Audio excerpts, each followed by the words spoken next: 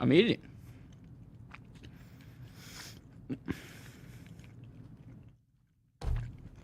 Why would we do that?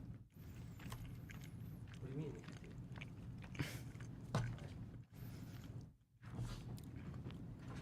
Guys, I don't know what to tell you. I thought we've been live for the past 20 minutes. I gave probably the best monologue I've ever given in my year of being on YouTube. And we weren't live. I don't know what to do anymore. It's frustrating, these technical difficulties. What's more frustrating is you guys missed out on some great content. From headline, I gave out what would have just been an absolute killer trade on the Qs, called out a little bounce like right at 11:30 when we were at 323 flat, went up to about 330.50.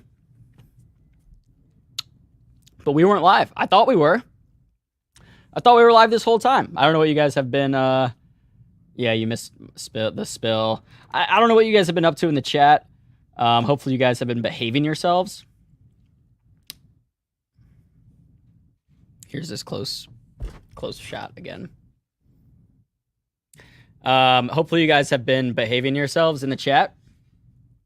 No. So the truth is, I knew we weren't live. We started late on purpose.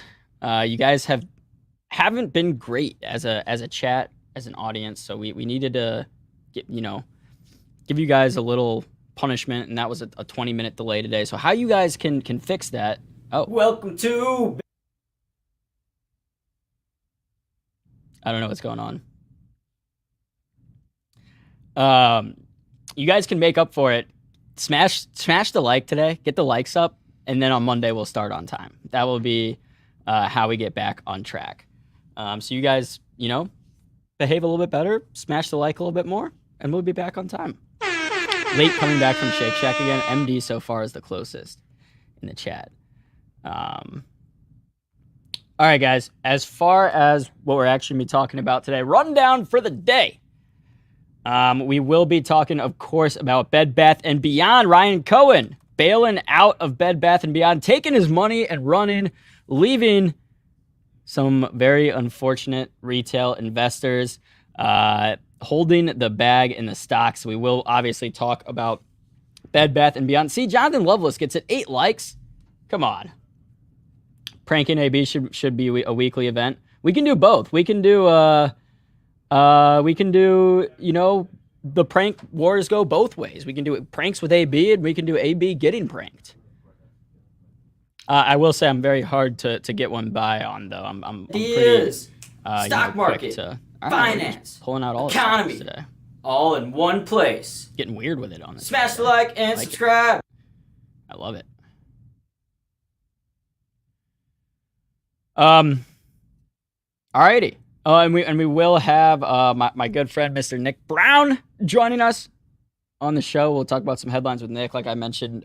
Bed Bath & Beyond. We'll talk some chicken wings, price of chicken wings. We'll talk Bitcoin and what's going on with the crypto stocks. I was watching Coinbase this morning, down about 10% right now to $75. We'll talk about Coinbase's stock. A check-in on Netflix and Meta as well. So go ahead. Smash the like. Let's roll that intro and get started. This is Benzinga Live. Spencer Israel and producer AB. What's up, everybody? How we doing? Someone told me buy high, sell higher. Let's get Matt Hammond on the show to talk some IPOs. Jake Wojacek from Trend Spider. We have a breaking news.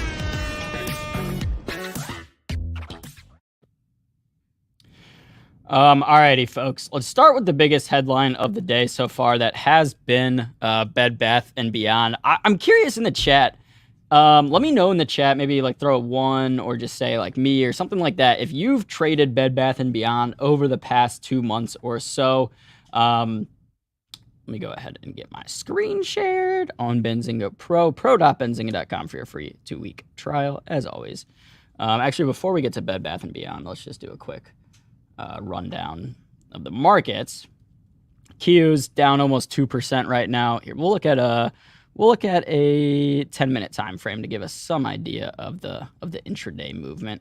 So Qs down about 2% right now. Looks like in the past hour or so, we've gotten some buying action from down here at 322. Q's down a little bit. SPY down about 1.25%. Dow down a little bit less than 1%. So tech, your laggard today. Not surprising to see, as the Qs have been leading us in this rally over the past 2 months or so. So definitely we're watching the Qs here. I really do think that this is an opportunity to buy into strength. I think a lot of people are seeing this as potentially, all right, the rally's rolling over. We're here to, we're going to come down from here and redraw a few percentage points from this rally. But I still see it as, the trend is your friend. We've been strong. We've been strong for about 2 months now.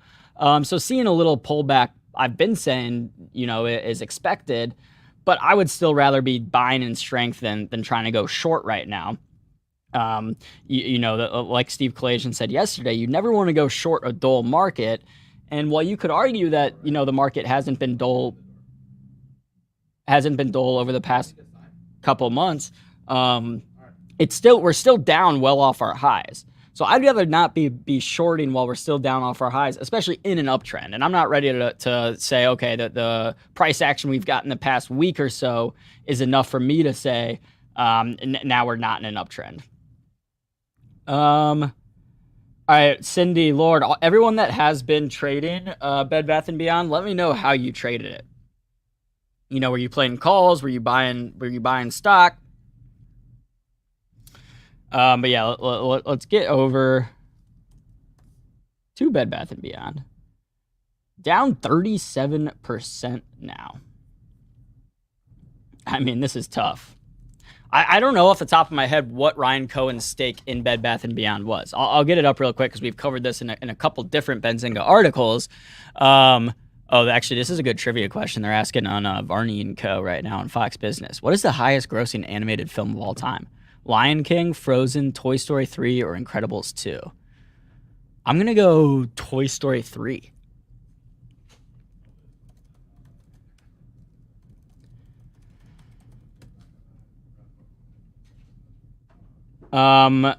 Frozen. I think it was Frozen. I don't know. Tempted to short last Tuesday. Yeah, there definitely was a short opportunity at some point. I think, a week ago, let's go back to the SPY real quick and we'll go to daily candles here. But I think to my point is what I was saying is that why, short a market that's still well off its highs and that is also in an uptrend. And if you were saying, okay, Aaron, I'm just trying to play a short right down here to 415 and then trying to bounce again, that's fine. And I understand that. That's just not how I've really been trading.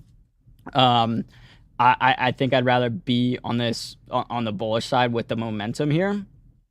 And we'll go to weekly candles here and see that even if the market's closed right now, we would finish the week down 1% on the S&P 500, but that's after 1, 2, 3, 4 weeks in a row, a full month of going up 2.5%, 4%, 0.3%, another 3%. So the spot, I mean,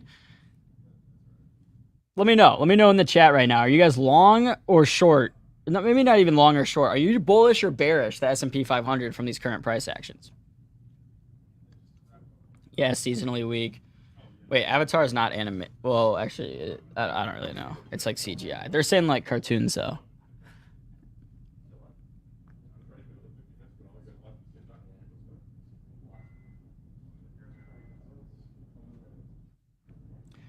If you guys are, new to us, what I'm on right now is Benzinga Pro. Again, pro.benzinga.com. You can hit the link in the chat. It's a true 2-week free trial. A lot of times places will say they have a free trial, and it's really, you got to put your credit card in, and they're hoping you forget to cancel your thing, and then you get charged for it. That's not what this is. You don't even have to put a credit card in at all. So go ahead and try that out. We actually do have a little video that I'm going to play real quick for Benzinga Pro. So if this is your first time, check out this video, learn more about it, ask any questions that you have. Did you know nearly all stock price changes of 10% or more result from a single news headline? That's right. News headlines have a unique ability to drive stock prices up or down. These news catalysts create trading opportunities every day. All you need is a little help to reach out and take them. And if you're looking to grow your portfolio, it doesn't matter if your investment budget is small or big. An easy-to-read stream of news headlines will increase your opportunities to profit from price changes in the stock market, consolidate a knowledge-based investment strategy, and grow your portfolio. All you need is Benzinga Pro and its powerful news alerts, price tracking, and portfolio monitoring to make a positive change in your trading performance. We've already helped thousands of retail traders across the world, and they could not be happier. Increase your market knowledge, boost your exposure to big movers, and make informed trades before major price changes. The opportunities are all around you. Subscribe now, and we'll skyrocket your portfolio today.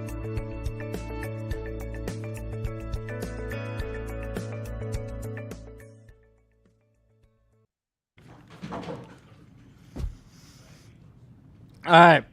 Again, if you have any questions about Benzinga Pro, let me know in the chat. We'll get those answered. So, going back to Bed Bath & Beyond. We'll go to daily candles here.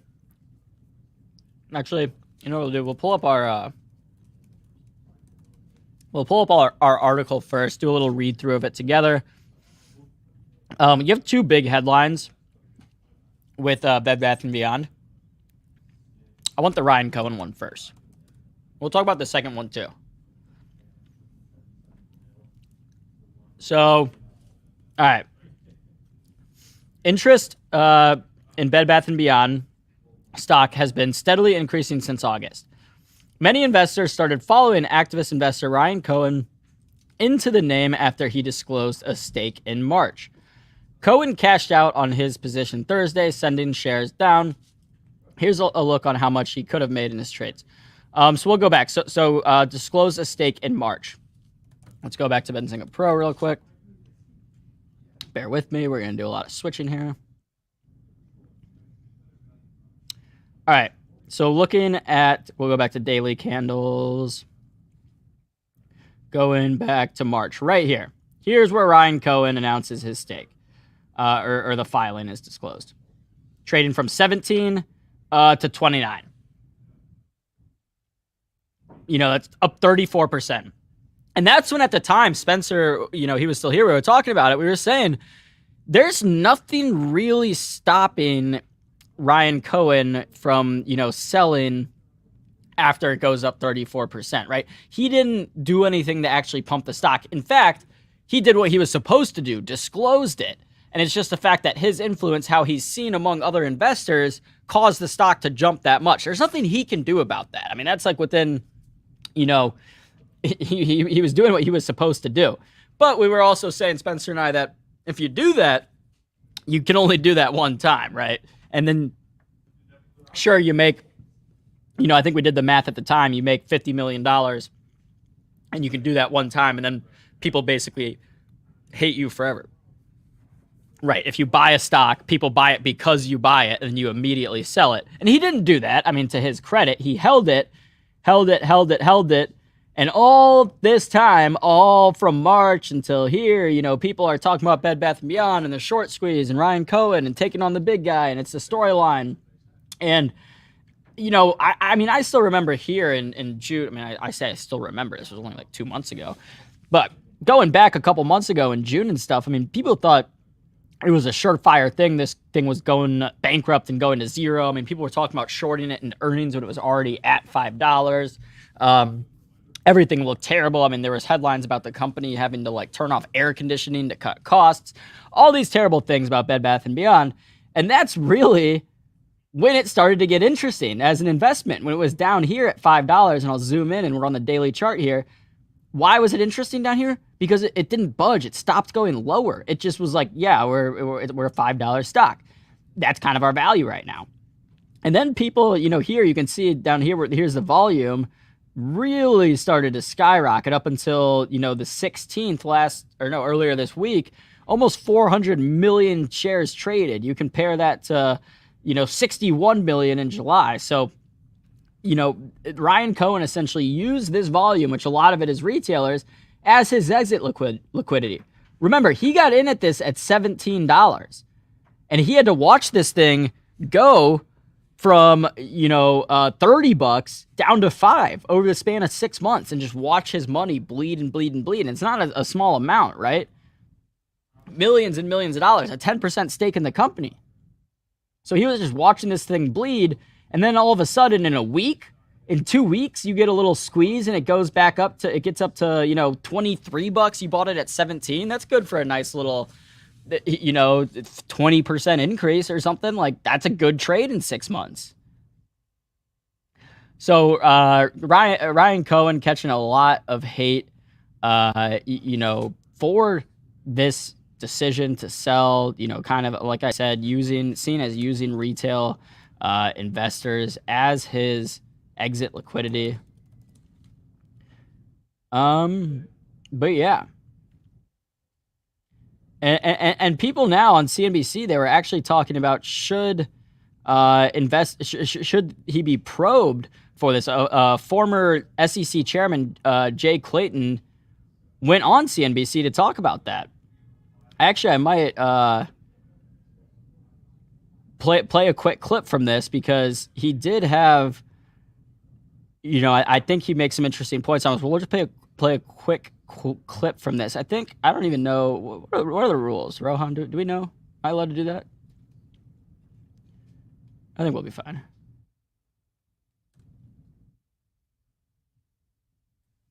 We'll do this. Good morning, Melissa, and it's nice to see you on a Friday. Look, there are kind of two issues here. One is what I would say is the extreme upside volatility, the meme stocks we call upside before, and sort of the risk that introduces into the marketplace, including what we see is for retail investors. Some are winning, some are losing.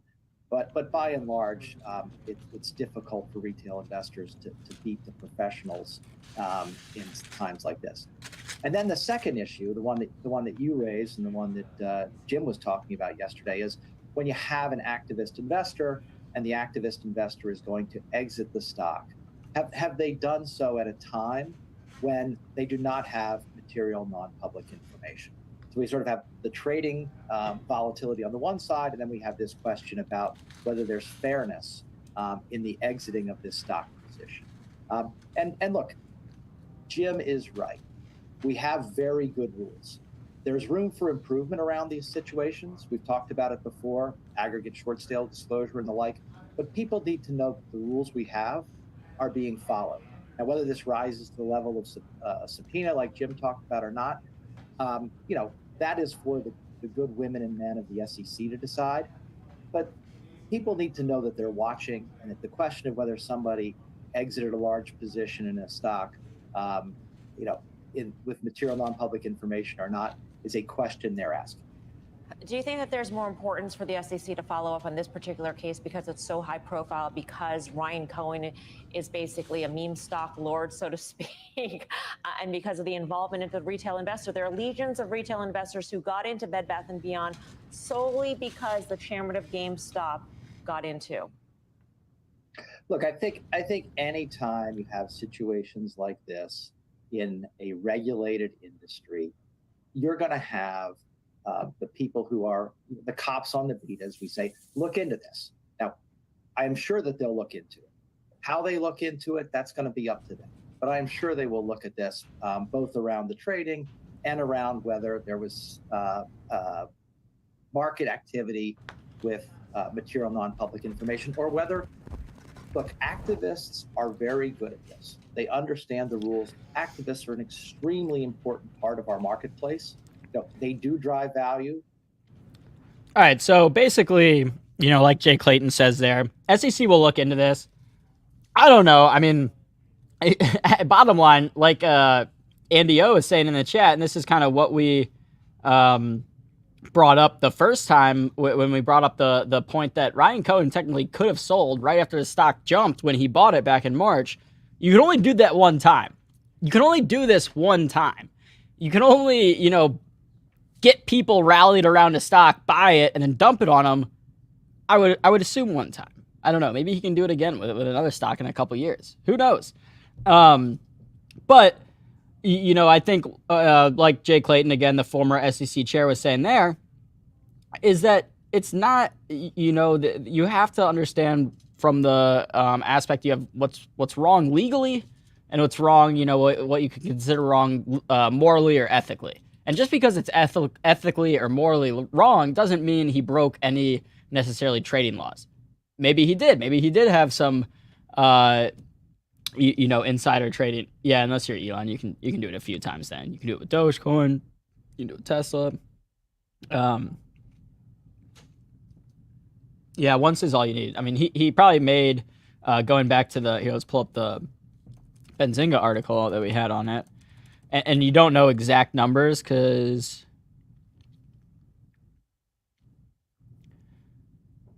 so he cashed out on his position Thursday, sending shares down.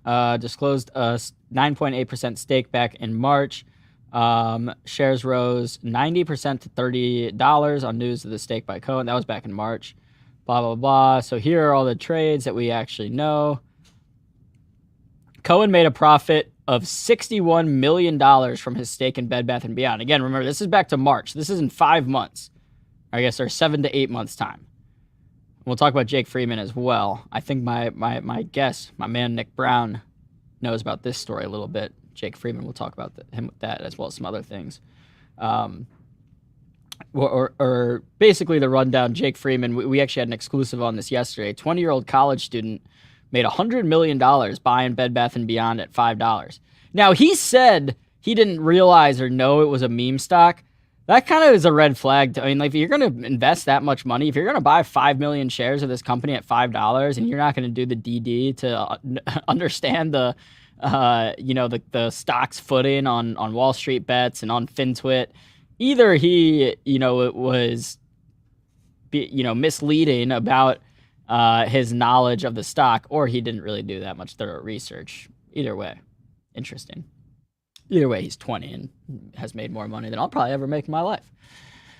All right, let's. I've kept our first guest, Nick Brown, waiting long enough. He like invested with his uncle. Like, I don't even know, how does a 20-year-old get $5 million? It's kind of crazy, right?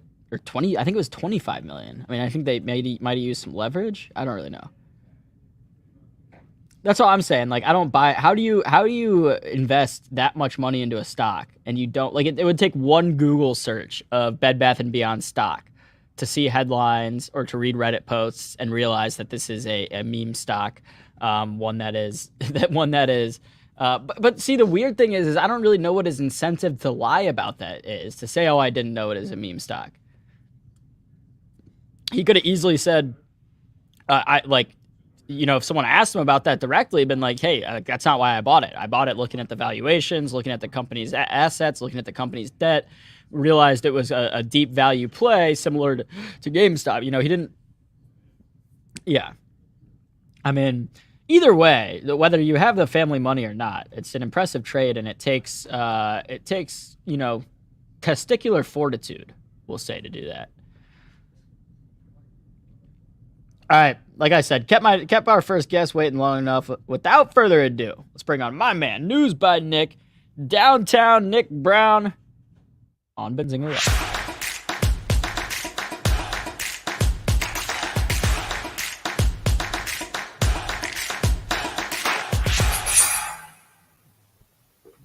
Nicholas, how are we doing today? I'm good. How are you? I was just listening to your discussion about that. It's pretty fascinating how he didn't know it was a meme stock. It just takes one Google search to do anything. Hey, Google's your friend. Although I've been seeing some alarming statistics, Nick. I don't know if you've seen this. I don't know how. I assume it's true. I'm gonna pass it off as if it's true. But I was seeing that like more and more people under 18 are using TikTok and Instagram as a search engine than Google. Yes, I've heard that as well. Not sure if that's true or not, but I mean, if two people here, maybe it is true. But no, I think a lot of people are going to TikTok, Instagram, because that's where a lot of teenagers are at right now. I mean, as I scroll through TikTok, I mean, videos just continue to keep coming up on my For You page. But like, Instagram okay, posts continue to come. I understand it for some things. Like if I'm trying to Google, you know, or look up like, I don't know, say there was a big awards show last night, the Grammys, and I missed it, and I wanted to get some highlights, and I looked up, you know, the Grammys hashtag on TikTok, and I wanted to watch videos. But I understand that. It might be a little bit better, you know, easier or better than Google. But like if you're trying to search something like a stock or, you know, maybe like COVID, what's going on with COVID or the COVID vaccine, and you do that on TikTok, like that's a recipe for disaster. Oh, no, it is. And I mean, I think because there's a lot of accounts that are being flagged for misinformation, TikTok, Instagram. I mean, I don't really know if Facebook or Meta, if they're really cracking down. TikTok is cracking down. I just know that it's just whenever there's some things that come up on my For You page that I'm interested in, and there's just some like, I didn't even search this. I don't know why you're coming to my For You page or why it's this. But I don't know why people just wouldn't go to Google. I mean, if you go to Google, you'll just get tons and tons of probably more accurate information than you would for false information if you would go Instagram and TikTok. I don't know if it's really true or not. Maybe it is, but I know I use Google for engines regarding stock market, you know, awards. Nothing for COVID, nothing for TikTok or Instagram related. Yeah. And we'll see. I mean, I think, you know, it's going to take a lot of time to see that effect of, you know, information being predominantly, or, you know, I guess you could say like the socialization of kids predominantly coming from places like TikTok and individual creators who wait. I don't know. Hold on. Sorry. I was getting distracted by the chat. But basically, we'll have to see over time the effects of that, of the information being spread that way. And I do think we will see, you know, a TikTok effect, you know, in a lot of ways. And that will resonate in different ways. But it'll take time to see that. Going back to the story I was talking about, because that's what the chat's still talking about, this Bed Bath & Beyond trade from the college student. Did you see this story? Yeah, and I have it pulled up, and the quote that really gets me is, quote, "I certainly did not expect such a vicious rally upwards," Freeman said in an interview on Wednesday. "I thought this was going to be a 6 months plus play. I was really shocked that it went up so fast." I don't know. To me, why would a penny stock be a 6 month play? It's either going to be memed from Wall Street Bets, or it's just eventually going to go out of business. Yeah, and I mean, I think to his credit there, I think from what I've read and like his actual due diligence and what he was looking at, it reminded me similar of the Keith Gill to GameStop, and even to the price of the stock. They were both around. Well, I think in Keith Gill's case of GameStop, I think he started buying it around, you know, $5 and started going down. He was buying more and more of it. But I think he might have recognized that, okay, maybe this company does have more value than what the market is giving it right now. But like I said, you know, like all it would take is one Google search or one look at the chart to see, okay, wait, why did this go up, you know, 40% in one day in March? Oh, okay, it was because Ryan Cohen bought it. Oh, Ryan Cohen from Game, you know what I'm saying? Like any type of holistic like DD would have given you more light on this. And then to your point in that quote, he should have known. Of course, it's plausible this thing goes from 5 to 20 in 2 weeks. It's done it before. Of course, it can do it again. You know, it has that type of potential. And then I saw someone in the chat asking like, why is he getting so much hate? I think that answer is simple. I think a lot of it's jealousy. I think most people aren't gonna, you know, make that much money, let alone at 20 years old. But like I said, I think it was a great trade. It was a smart move, obviously. Shelly was saying, you know, shit risk management, and I think to my point to that is, you know, I don't know what type of money this family has or what type of leverage they're using or how it was made, but you know, between his dad, uncle, like everyone who's in business and signing off on this, it sounds like that it was a pretty calculated, you know, yeah, we can risk $5 million on this speculative bet, you know, and if maybe they had exit plans, right? If Bed Bath & Beyond goes down to 350, they cash out and they lose, $1.5 million, and it ends up being not a big deal to them in the long run. I don't know. I'm just saying I don't think we know enough to say yeah, Sabrina, 100%. Stop trying to figure out where some of that money comes from, because some of these families that have money like that have had that much money for generations, and it's different. It's like completely different than a well-to-do, wealthy family, someone who you might have like family friends or an uncle or someone who's an executive at the company and makes $500,000 a year and has a really nice house, and you think they're really rich. It's completely different than some of this generational money that's out there. Well, yeah, but also the Financial Times article points out, it says Dr. Scott Freeman, a former pharmaceutical, he invested. So I guess from what I'm understanding, this 20-year-old invested with his uncle, and it says his he invested for years with his uncle, Dr. Scott Freeman, a former pharmaceutical executive. The two recently built an activist stake in a publicly traded pharmaceutical company called Mind Medicine. That's something new here, learning. I didn't know about Mind Medicine. And it also says that he had interned for years at a New Jersey hedge fund, Volaris Capital, just before his 17th birthday. Freeman and its founder, Vivek Kapoor, a former Credit Suisse executive, published a paper titled Irreducible Risks of Hedging a Bond with a Default Swap. And I guess it goes on to say just basically that that they had them. It sounds like they had the money to do this, that they weren't really worried at all. But it just goes to show that one trade on a meme thing could get you a long ways. And then people on Twitter after a while were joking, this man has enough money to buy a Bloomberg terminal for a while. Yeah, no, and that MindMed connection is definitely interesting. It's definitely interesting to us here at Benzinga. We've covered MindMed pretty extensively. I think Kevin O'Leary is in that stock as well. We, of course, have our cannabis and psychedelic news desk that covers those stocks. So that was a fascinating kind of wrinkle in the story to me. I just still love the fact that this kid ended up making more on the trade than Ryan Cohen did, in obviously a lot less time. But yeah, I mean, like Richard in the chat says, no reason to be, hate on the kid who did this. Like, we're better off just being happy by other people's success. And that's why I'm saying, hey, look, good trade, kid. Like, that was a good trade. My only quarrel with it, my only problem with it is, how do you not know it was a meme stock and put that much money into it? He ended up having like a 6% stake in the company. Yeah, again, we don't know the full details yet. There's probably still going to be details emerging from the weekend. But no, for somebody not to know that it was a meme stock, to see, I mean, come on, you can't tell me 300% in like 3 days is normal. So I don't know if he was watching percentage terms or what, but it just sounds like to me, it was just, we're going for a risk appetite here. I think we're going to make it, all of a sudden, hey, maybe he did know Ryan Cohen invested so much, and maybe he did know a lot of these things. It's unclear. I'd hope so.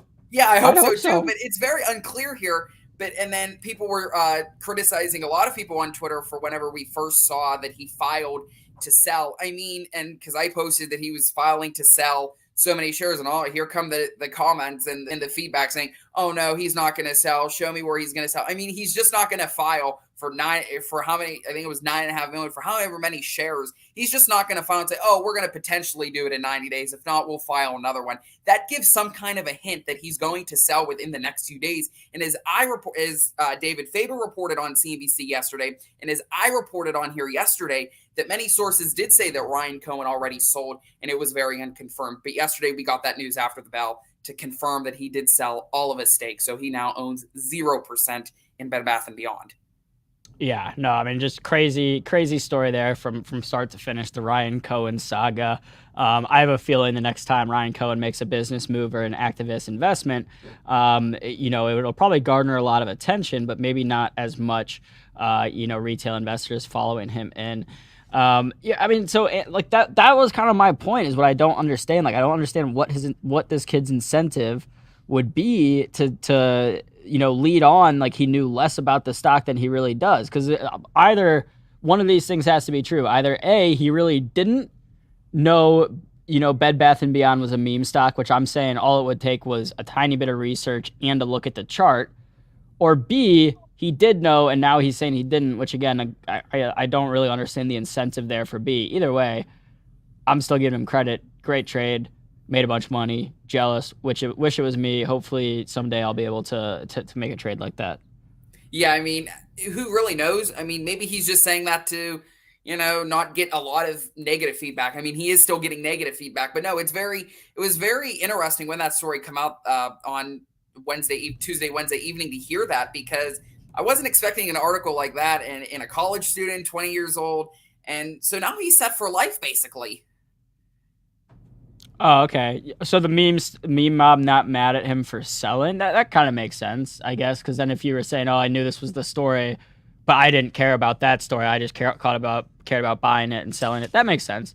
And yeah, that's probably the other part of it is like all these people that are in the meme mob or apes are people that have invested in GameStop, AMC, Bed Bath and Beyond over the last year and a half, 2 years. A lot of them are underwater. A lot of them have lost money, probably most of them. And then they see this kid make $100 million in, a month, a really rich kid, college student at USC. And it's like, yeah, it makes sense, I guess, why some people would be upset. But again, you don't gain anything by looking at someone else and saying, what the heck? No, it's done. It's over with.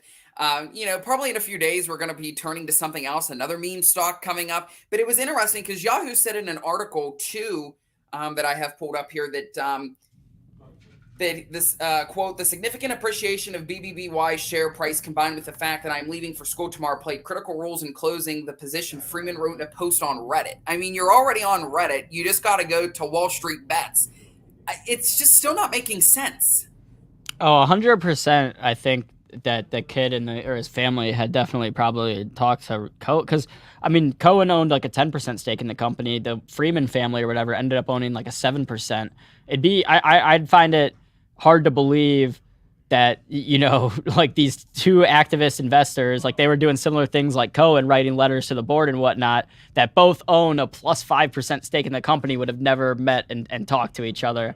So almost 100% I'd be willing to put money on it that there had to have been some sort of communication there. Richard saying, "Aren't meme stocks all about in and out making money? I thought that's why we trade." That is why we trade, but that is not the think about Diamond Hands. The whole idea was we're gonna buy GameStop and never sell. We're gonna screw all these. We had a guy on during the height of the GameStop craze. I want to say this is January 2021. Whenever like the actual peak of GameStop was, we had this guy on who had made like so much money at the time, had a bunch of followers because he was posting all about it and stuff.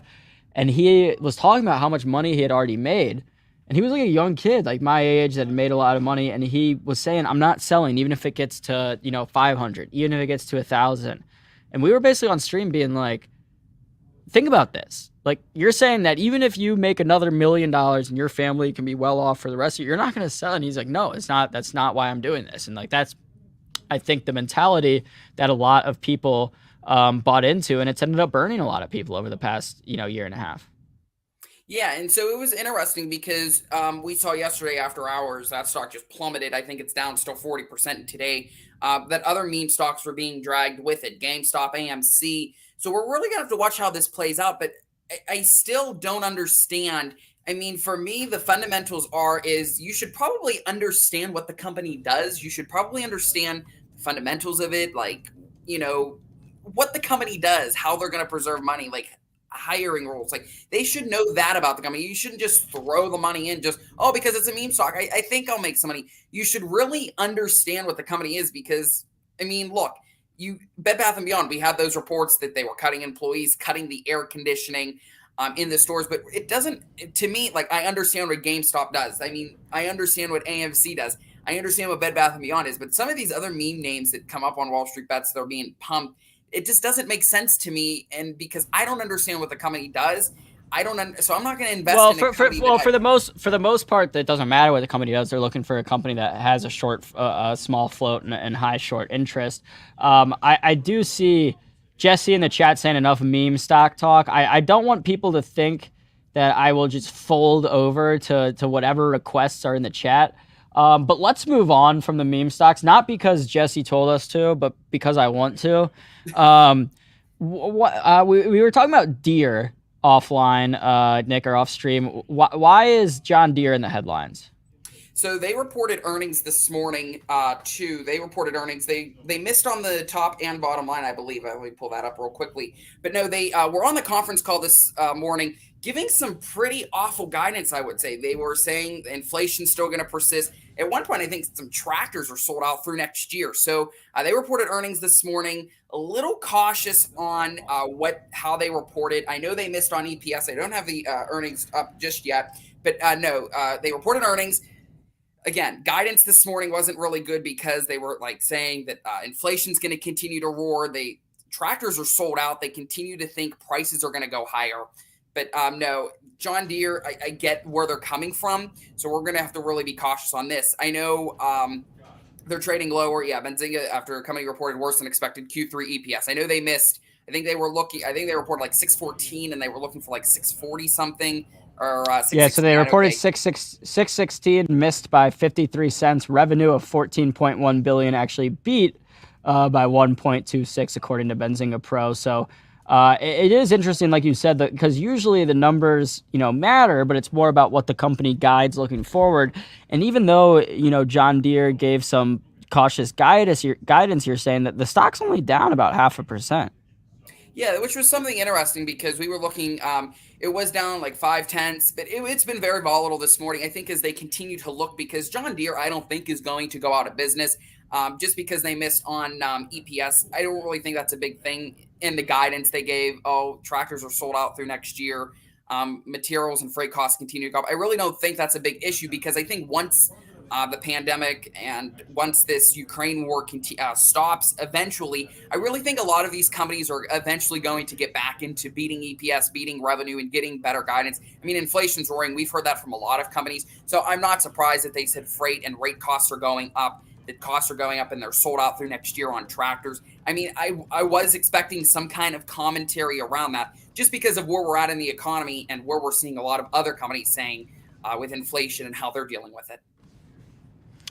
Yeah, and I mean, I don't know. I mean, John Deere is always one of those stocks that's interesting because it's not like obviously a consumer staple, but it's like a staple. It's a name. It's an American, powerhouse juggernaut, and we're always going to be farming. Like there's always going to be farming equipment. There's always going to be a need for it, and the stock pays, I believe, a decent dividend. 1.2 per. I guess so. Probably not a lot of people buying it for the dividend, but we get a lot of, a lot of people really like having the stock in their portfolio. So I don't know. I think I own a few shares of Deere somewhere. I honestly don't really know, but still trading well off its highs. I mean, going back 450, 366 right now. But I don't know, Nick, like you said, that cautious guidance might have me a little hesitant to buy this right now. Yeah, and I mean, again, I think a lot of companies are dealing with it, so it shouldn't be a surprise. But another thing that I thought that was interesting this morning that come out was General Motors. They're reinstating their quarterly dividend for the first time since April of 2020, and they plan to resume they plan to do the share repurchases. It's very interesting because we're seeing a lot of companies. I think even John Deere, I think that could be why the stock is only down like 0.4% because I think they said something along that they're going to continue to, I think they're even going to do share repurchases or do buybacks or quarterly dividend. They did something along those lines of the conference call. I don't exactly remember. So I'm thinking maybe that's why. I think that's maybe the bullish note, but just because I think to myself, because farming isn't going anywhere, but saying that tractors are sold out through the next quarter, that could be a good and a bad. So we're just going to have to watch how this plays out along with many other names. Yeah, and I mean, and part of, I think what you have to, if you're wondering, oh my God, like Deere reported bad guidance and the stock's only down, why?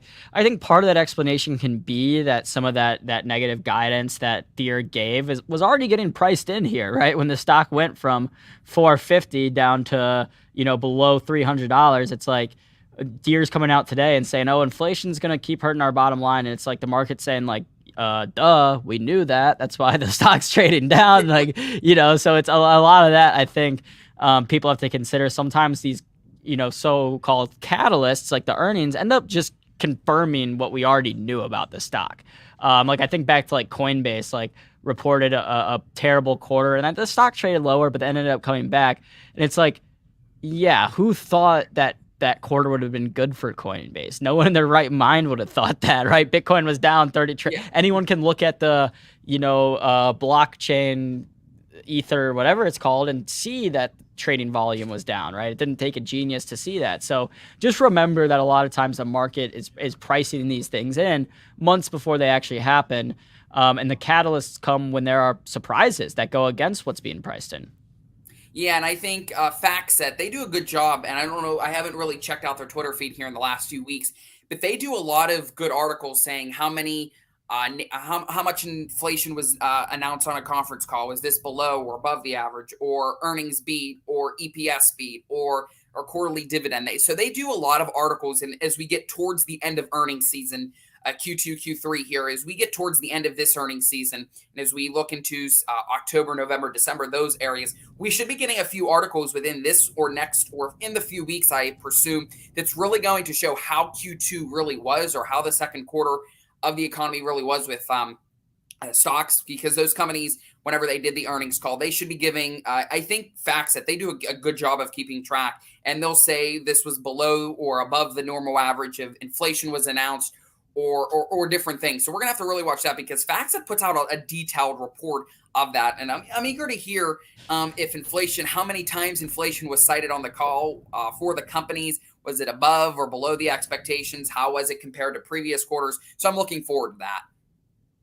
Yeah, I definitely couldn't have said it better myself. Nick, do you have any other headlines or stories you would like to discuss on this beautiful Friday? We do only have a couple minutes. We have a little bit of trivia game coming up that hopefully you can stick around for in the chat and participate with us. Yeah, so I thought that was interesting this morning. Insiders reporting DoorDash ending the partnership with Walmart next month. CNBC confirmed DoorDash is ending that.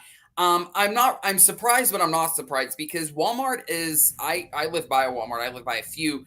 And I think as the economy continues to go on, Walmart's been moving away from other partnerships. I think they have Walmart Plus or Walmart, and I think you can get delivery service through Walmart. So it's not really surprising that DoorDash is ending it with Walmart. I think DoorDash, we saw that with Meta. They were going to be with the Facebook program on Marketplace. DoorDash was going to partner with Meta. We saw that last week, I believe, or even this week too, where you can, if you purchase something on Marketplace, DoorDash will deliver it. So I'm not really surprised that they're leaving Walmart, because Walmart is transitioning to their own services. That's like Amazon, FedEx, UPS. We're starting to see a lot more Amazon drivers here in my neighborhood. Maybe sometimes they're in an Amazon vehicle, sometimes they're not. But instead of my Amazon package coming FedEx or UPS, it's coming via Amazon. So it's not surprising, but I can see why the stock is down. But we saw a lot of Uber, Lyft, DoorDash, a lot of these companies. They've been getting crushed really hard, even though they reported they reported better than expected earnings. They thought the economy was going in their right direction. And then as we headed towards this July, we saw in August, we saw a lot more inflation risks. Even though inflation is coming down, there's still types of that inflation can come back, or just a recession could come back that could hurt the economy. So I'm not really surprised that these stocks, I think they're down 40-some%, if I'm not mistaken, what CNBC showed this morning. So that was interesting. Yeah, I mean, it's really interesting to see all these. I mean, like Uber's. Uber was getting a lot of love for posting its first profitable quarter ever, and it's as a company that spent how many billions of dollars? So it's, I don't know. These companies, to me, the gig economy companies, the Ubers, the DoorDashes, the Grubhubs, have never really been interesting for me. I think, when you think about what the company's value is, it's in their app and their technology, which is kind of easily, replicated and replaceable. So there's not really a great moat there. And there's so much competition. I mean, now you go to any city and it's the markets have flipped in some places where now the taxis are cheaper than the Ubers. And it's all right, I'll just get a taxi from the airport. And then you can get a taxi, you can get a Lyft, you can get an Uber, you can get a Curb, you can get, rent a Bird scooter. There's just so many different options, and I expect that to continue. So to me, I've never really been that interested in investing in these companies. Yeah, just because who really knows? One day we have the economy roaring. Oh yeah, we have a booming economy. We saw that shakeout between Peter Schiff and Becky Quick, because Becky said a booming economy with something along with Steve Leisman, and that they need to, something along the lines. And, then they were calling each other out saying booming economy. Oh, no, I didn't mean this. I meant it in this way. So we had that playing out. It's one day we're in a good economy. There's no recession. 24 hours later, if that, oh no, we got to go back to the recession camp. The data is really pointing it that way. I mean, we have screaming signals all around. One saying we have a recession, one saying not. Really, nobody really knows what to believe. And I mean, JP's Marko Kolanovic, I wanted to share this yesterday, but didn't. I thought it was interesting because, how we have the targets for S&P, how we have the S&P 500 targets year end. Yep. Yeah. So JPM's Marko Kolanovic, I posted this yesterday. I thought this was really cool. Quote, while the perception is that bears were vindicated this year, one should keep in mind that price targets are for year end and not intra-year lows. Also, they shouldn't be changed many times intra-year, as it defeats the purpose of forecasting. I really thought that was a good one from Kolanovic. Wait, so he's calling out people who had really low price targets, and it looks like they're not going to hit now? That too, but I also think he's going to the point where because we're seeing many S&P 500 targets. I think it was Stiefel or Bernstein that up there was last week or 2 weeks ago. He's saying that once you make an S&P target, you shouldn't keep revising it, because what's the point of forecasting? So I just thought it was a good line. I think that's the only one really on the street from Kolanovic that I've heard calling out others. But I mean, Kolanovic has also changed his S&P target too, but not many times. So I just thought that was a good one to share, that he's throwing some gas here on a fire that nobody's really responded back to. But I mean, if you're going to forecast, I guess forecast in December or January and leave it at that. But I thought that was a pretty good one from Kolanovic. Yeah, that is good. I'll have to go check out the post that you shared. All right, Nick. Well, always a pleasure to get you on. Please enjoy the rest of your Friday. Everyone out there, news_by_Nick on Twitter. I'll drop that link in the chat. Give Nick a follow, and Nick, we'll talk to you next week. Yes, let's go play some trivia. I'm gonna actually stick around in the chat and see if I can win. Hell yeah, yeah. Good luck. Good luck beating me. Thank you. Yep. Have a good weekend. Thanks, guys. Have a great weekend. It's been a long one. Keep trading stocks. Know what the company does, and don't get involved in too many meme trades. You heard it. All right, guys. Nick Brown, again, dropping that link in the Twitter. We will, again, be having exciting announcements to be making with Nick soon. We just have to finalize some details on our end. Frick, Nick is joining. Yep, he's coming for all of us. The Trivia Mastermind himself by Downtown Nick Brown. All right, anyone who would like to hop on trivia, let me know. We're adding some peeps to the stream potentially. But all right, Enver, let's go ahead and get the show. Let's get it started in here. Wait. Dude, that has to be the most problematic song of all time. Let's get it started in here. Let's get it. Check. Hello. Also, the OG. Yeah, I love the songs that, like, when they come out, then they have to change them. Yeah, I mean, that one's a very controversial song, right? I mean, you can't just be like, let's get, so. Yeah. But also, like, the Taylor Swift Picture to Burn one. Hey, Rohan, can you throw the chat up? Nice. All right, we are here. What's the geography trivia? Easy one. Thank you, Shelly. Kind of vibe with this. All right, what country is not a part of Scandinavia? Sweden, Norway, Finland, or Denmark? All right, it said easy one. I already don't know. I don't know this one. Tiny Pie saying 4, and he's somewhere. Oh, why? Why do you have to do that? I was about to say it. Denmark! I was gonna say I should have just followed Tiny Pie because he's somewhere over there. I think a harder question is, what color are their soccer uniforms? Denmark? It is soccer now. Red. Oh, you know. AB knows. What about Sweden? Blue and yellow. All right, let's go to Finland. Also blue and yellow. Oh, you guys are all wrong. It's Finland. You guys are all wrong, though. You see? Only Shelly got that one right. Is that wrong? Everyone was saying 4. Yeah, why did everybody say 4 then? I don't know. It's because we all followed Fihen. This is what Sweden, happens. Norway, Denmark. What is Finland in? Is it Nordic? Is there a difference between Scandinavia and Nordic? It's Finnish, Okay. right? It's Finnish. Finland. You're finished? What happened? Yeah. Kuala Lumpur is the capital of which country? Thailand, Singapore, Malaysia, or Indonesia?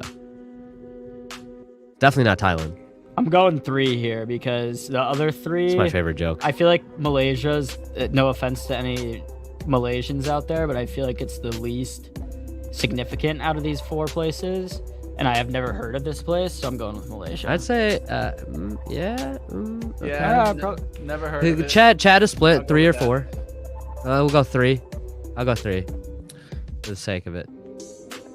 I'm with you, AB, on that. We don't know it. Let's go with that one.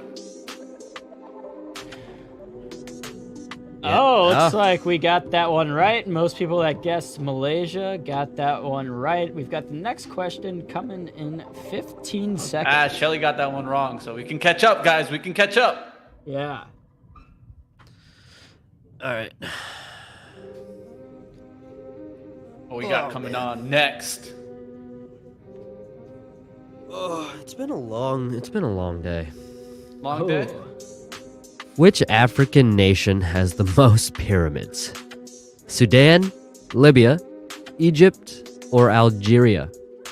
I mean, if it's not Egypt, I mean, what else could it possibly be? I mean, really? I feel like this is a trick question, gotta but I'm going be. to put Egypt anyway. It has to be a trick question. Got it. Yeah, it has to be a trick question. I'm going to go with Libya. All right, well, I'm sticking with Egypt. Although, As you can tell, I've never been to the pyramids. although Sudan is directly south of Egypt. It's the closest. But I guess Libya because it's one of the biggest countries in Africa. And so is Algeria. So I was just Anybody going in with the chat? I was have just seen going the with pyramids? land size. Oh, dang. We all got that one wrong. Yeah, Sudan. See, that one would have made the most geographical sense. It's right. It's the closest to Sudan. Philippines got a pyramid scheme. Oh. Dude. It's always funny when you get caught reading the chat. Yeah. It happens to me all the time. What is the only continent with land in all 4 hemispheres? Is it Australia, Asia, Antarctica, or Africa? Is that so? The hemisphere is where the equator and the what is the line that goes? The meridian line. Meridian line. So what does that mean? What about the equator? Yeah, it's the cross of those two. That's like where the. That's where we're trying to find. I know you got to talk about the eastern and western hemisphere I feel like as well. Actually, I put Asia, but if I were to guess again, I'd say maybe Africa. I'm between. I would say Antarctica I'm and gonna Asia. say Africa. Because Asia includes Russia, I'm pretty sure, which is freaking huge. But Antarctica is like, oh man, I got Africa Let's is go. so big. It goes north enough. Yeah. It's so Let's big. go. That's probably why. Wow, there's a lot of questions for Africa. It I'm wasn't really 3. good at African geography. I can do all the African countries in less than a minute. You just got that last question wrong. About the pyramids. No, that was about literally like the. It's literally about geography. Okay, well, I'm not talking about the hemisphere. I'm talking about the. We're gonna send geography you. We're gonna send you there so you can find out. within. All right, what is the least populated U.S. state? Are we talking, Ooh. like less population dense, or are we talking just least amount of people? I think it's Rhode Island. They don't even have like, It's small, right? There's like a city Yeah. there, I right? think it might be Montana. or I it's put Wyoming. it might be Delaware. I know. I think it's Well, Montana. Montana's I think mostly Montana might be it, though. Montana's mostly no. populated by cows. Well, maybe Wyoming. Has I'm more going cows Wyoming. than people. Montana has more like tourist attractions, like Jackson Hole, Wyoming. than- Actually, hey, this brings up kind of a story. So More heifers. I got an invitation to a wedding Oh, wait, yesterday, shit. and the wedding's in a month and a half, and it's a destination wedding in Montana. Yeah, So you're like, not going to that. yeah, I'm not going. Heifers. Like what? Yeah, Wyoming, guys, come on. Wyoming, That's big. That's big sky country. The heck lives in Wyoming? Big Sky. Isn't there a one, show Mitch, about that's that the on point. Hulu? There's big sky country. Exactly. Wyoming. Montana is being held down by like 5 badass dudes in cowboy hats. Yeah. It's the wild, wild west out there, man. Yeah. They're ungovernable. All right, what is the capital of Spain? Toledo, Sevilla, Madrid, or Barcelona? I'm pretty sure it's Toledo. Pretty sure it's Toledo. I'm gonna go with my boy Cristiano Ronaldo here. Real Madrid. A little suey action. Oh no, Suey. Enver has to do that. Sue. That's Enver's favorite. He loves soccer. Don't they take siestas? They do take siesta. They eat paella and take siestas. Let's do that. Why don't we just take a siesta?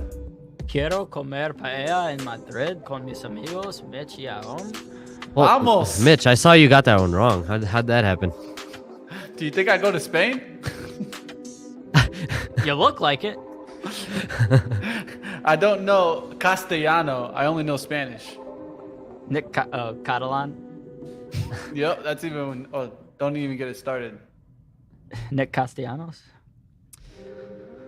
How many rivers are in Saudi Arabia? 0, Who would know this? 2, Yeah, 7, who would know this? or 1. I'm gonna these rivers. I'm gonna guess. I was born in that river. I'm gonna guess 1. They gotta have at least one river, right? I mean, it's a desert, but Whoever wins. Yeah, I'm gonna guess 1-0. I'm going full opposite with this. I just went with the highest one. You went 7? Yeah. Okay. I went 0. if there's no river there, it would seem like a very bad place to like settle down and set up a civilization. Yeah, that's a good point. My mom went Not much to water college over there, in Saudi. though, right? Oh, wow. Let's go. Holy shit. Yeah, You know, there's I've not just been much coming in water clutch over all there. week. But wait, is all there week. any like how do they? Oh, I'm pulling up a map of Saudi Arabia. Okay, so but it does have water. It has a port. Isn't it like But also he asked- on the Red Sea? it's- or they whatever? asked how many- It's the Persian Gulf. Yeah, but they asked how many rivers. I know. I'm just saying that makes sense. That I guess it doesn't need a river. It's you know? dry, I'm thinking. man. It's dry. Yeah. I'm from a river city. So I'm used to it. Oh, Nick Brown, number 2, so close. But shout out Richard C. That is our winner of the day. Richard C. Go ahead and email shows@benzinga.com. Not even in the top 20. Hey, I got 11. Hey, we had a lot of people playing today. Nice.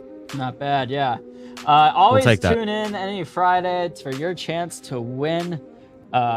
It's the Tigris. Wait, what do they win? and What are we the going to give them Euphrates. today? Dude, I remember you learning about Mesopotamia too. Mesopotamia, crazy, absolutely crazy. That was an old civilization, right? I think I would have done really well in Mesopotamian times. You ever play the game Risk? Yes. It's a great game. I used to play that in 6th grade Kinda and boring. 7th grade. Kind of boring. The game. No, our games would take like 2 weeks. We would like literally leave the board and we would set it up perfectly in the corner of the classroom. Yeah, it was intense. Our Risk games got intense. But what does that have to do with Mesopotamia? I don't know. It's about civilizations. It just made me think about Risk. Alright.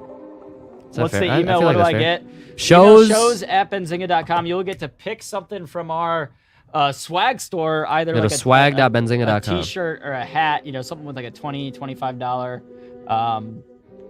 dollar value. Did y'all know about the Anunnaki? Anunnaki? I don't know. I might have a new Wikipedia page to read this afternoon. Oh, the Anunnaki Bible. Making me want to play Civ. What about, have you heard of the Fun game. Not bad. Tartarian? 1v1 you and Civ? I don't even play Civ. Have you guys seen this conspiracy about the Tartarian Empire? Oh my god, AB another person. What? Andres. Oh my god. Andres. All right, guys. All right, MD and Andres. I'm literally adding you to a spreadsheet as we speak. Yes, I do tell him at least once a week, hey, let's get the orders out. I'll go through. Hey, man, I've never claimed to be perfect. There's been some people that have fallen through, but I think some people can back me up here. Yeah, I mean, Rohan wasn't perfect today. He didn't send you live, even though you were live for like 30 minutes. There, people can attest to this. There have been people that have waited a long time for their swag that have ended up Bam riding. getting it. Bam riding. Didn't get swag either. All right, Bam riding. All right, email. All right, MD. No, let's just do a purge right now. Everybody, go in the chat. If you didn't get anything, just do it right now. Let us know. Baramiden, MD. Who else was the other one I had to write down? Bam riding. Yeah, Bam riding. Andres Ramirez. Andres. Yeah. Yeah. Right. And I'm going through the old emails, so you can't just say. Yeah. I owed one because I'm gonna see for realsies. Lend you more. Lend you more. Yes, lend. I read too, bro. Oh, I read. I thought he said I need. I wear glasses. I can't see well. That's the story, so they say. Master of Stonks. Damn. All right, damn, Master of Stonks. You might get 2 things. All right, I have a new project today now. I'm making good on all this. Everyone who commented today, look for an email at some point from me confirming your order has been submitted. All right, guys, that'll be a wrap for us today. Wrap for us on the week. Smash the like. It's Friday. We've got stock market movers coming up with Money Mitch, so stay tuned. This Wait, is the redirect set? stream will, automatically redirect you over there, so no need to go anywhere. No need to get up from your couch or from your computer chair, your $1,200 gaming chair that you got off. Hopefully it's a Herman Miller. Yeah, your Herman Miller. No need to get off your Herman Miller. Just sit your pretty little butt down there and stay. Smash the like, subscribe to the channel again if you have not already. Stock market movers coming up now. Be there, be square, and follow me on Twitter, especially if you want swag. That's the only way you're gonna get it. Follow me. Master Songs. Okay, you're truthful. You're truthful. No, that's not on you. You shouldn't have to follow up on it. That's on us. We promised you swag. You did your part. Yeah, you won. I'm sure you won. We're gonna get you what you owe you. We're like the Lannisters. We always pay our debts. Might take us a while. I like to think that we're the Shelbys from Peaky Blinders. Yeah, Peaky Blinders. Yeah. I'd rather be a Shelby for sure. All right, team. Till next week. Love you guys. Have a good weekend. Be safe.